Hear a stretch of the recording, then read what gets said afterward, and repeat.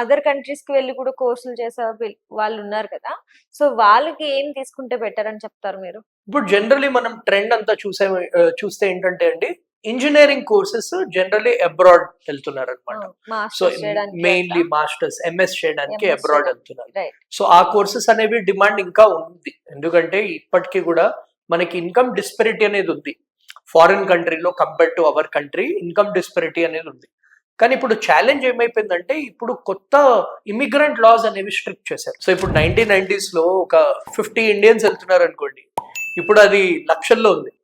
So there is lot of influx. Having said that, అక్కడ opportunities అనేవి కూడా ఉన్నాయి. సో ఇదంతా ఏంటంటే మార్కెట్ సిచ్యువేషన్ బట్టి ఉంటుంది కోర్స్ అనేది. బట్ ఆ కోర్ ఇంజనీరింగ్ కోర్సెస్ లైక్ ఇప్పుడు చూస్తే మన సిలికాన్ వ్యాలీలో టాప్ ఐటీ కంపెనీస్ అన్ని మన సిలికాన్ వ్యాలీ యూఎస్ లోనే ఉన్నాయి. సో ఎవరైనా ఆ ఐటీ రిలేటెడ్ కానీ మన ఏఐ రిలేటెడ్ కానీ చేయాలనుకుంటే US is a very good option for them.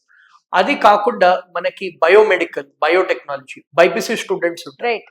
వాళ్ళకి ఏంటంటే రీసెర్చ్ సైడ్ వెళ్ళాలంటే బయోటెక్నాలజీ, బయోమెడికల్ ఇంజనీరింగ్, ఫార్మసీ, వీటిలన్నిటికీ కూడా యుఎస్ లాంటి కంట్రీస్, జర్మనీ లాంటి కంట్రీస్, వీటిల్లో డిమాండ్ అనేది చాలా ఉంది.